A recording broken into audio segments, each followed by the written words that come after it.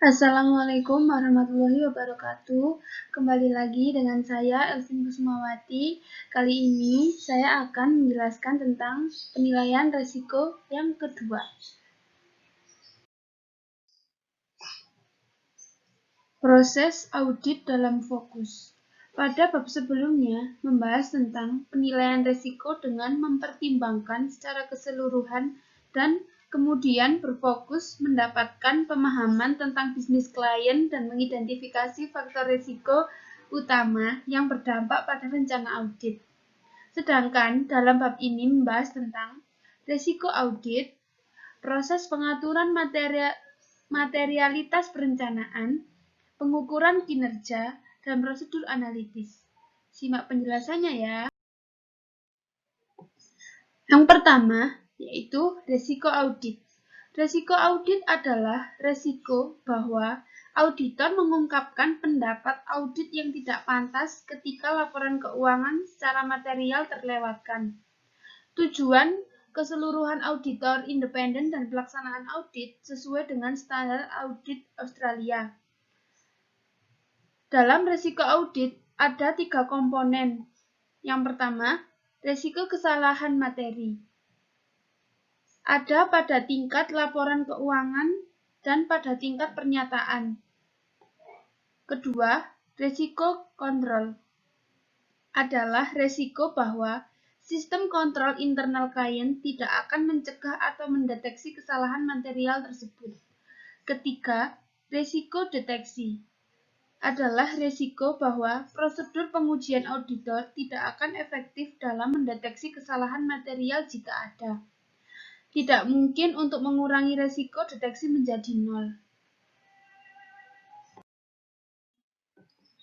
Poin kedua yaitu materialitas. Materialitas digunakan untuk memandu pengujian audit dan menilai validitas informasi yang terkandung dalam laporan keuangan dan catatan untuk laporan.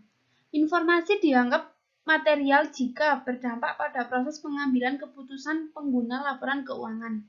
Pertama, materialitas kualitatif dan kuantitatif. Informasi dianggap material secara kualitatif jika mempengaruhi proses pengambilan keputusan pengguna karena alasan selain besarnya. Kedua, materialitas secara kuantitatif jika melebihi penilaian materialitas awal auditor. Pengaturan materialitas. Saat menetapkan materialitas, auditor akan menggunakan penilaian profesional dan pengetahuan terperinci mereka tentang klien mereka sambil memperhatikan penggunaan utama laporan keuangan. Untuk perusahaan terdaftar, pengguna utama adalah pemegang saham.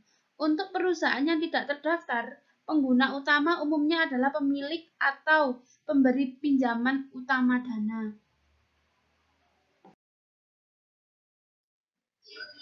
Poin ketiga yaitu strategi audit. ASA 300 merencanakan audit laporan keuangan mengharuskan auditor menetapkan strategi audit keseluruhan yang menetapkan ruang lingkup, waktu, dan arah audit dan memberikan dasar untuk mengembangkan rencana audit terperinci. Strategi audit tergantung pada penilaian risiko yang melekat dan mengontrol pendahuluan auditor, yaitu penilaian keseluruhan mereka tentang risiko kesalahan material.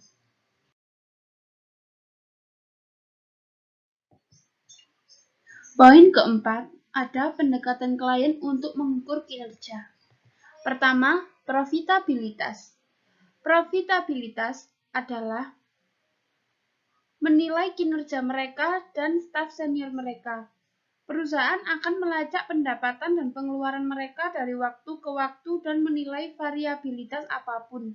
Mereka akan membandingkan pendapat dan pengeluaran mereka dengan pesaing dekat dan menilai kemampuan mereka untuk bersaing, serta memberikan wawasan berharga kepada manajemen apakah hasilnya sesuai dengan harapan berdasarkan faktor-faktor yang diketahui seperti musiman atau kemerosotan ekonomi. Kedua, likuiditas.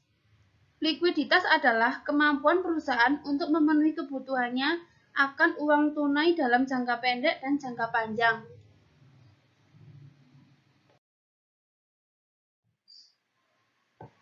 Poin kelima, yaitu prosedur analitis. Sangat penting bahwa auditor memiliki harapan yang jelas tentang hasil klien mereka untuk periode pelaporan sebelum melakukan prosedur analitis, sehingga fluktuasi yang tidak terduga dapat diidentifikasi dan diselidiki dengan benar. Faktor-faktor yang perlu dipertimbangkan ketika melakukan prosedur analitis yaitu: pertama, perbandingan. Perbandingan sederhana dilakukan antara saldo akun untuk tahun berjalan dan tahun sebelumnya, dan tahun berjalan dan anggaran.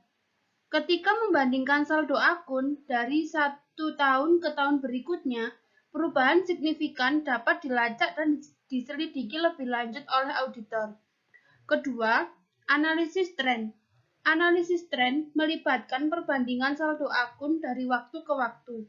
Ini dilakukan dengan pemilihan tahun dasar dan kemudian memulihkan semua akun di tahun-tahun berikutnya sebagai persentase dari basis itu.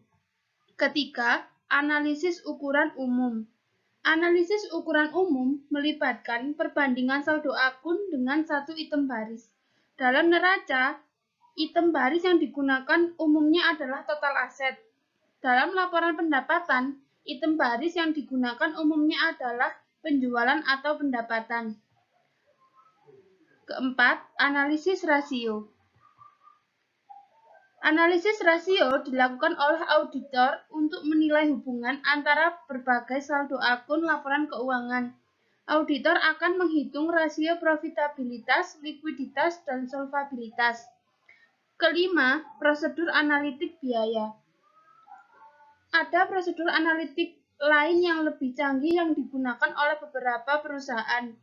Program komputer digunakan di beberapa perusahaan audit untuk melakukan analisis terperinci tentang data klien, seperti informasi yang terkandung dalam buku besar dan jurnal mereka. Keenam, faktor yang perlu dipertimbangkan saat melakukan prosedur analitis.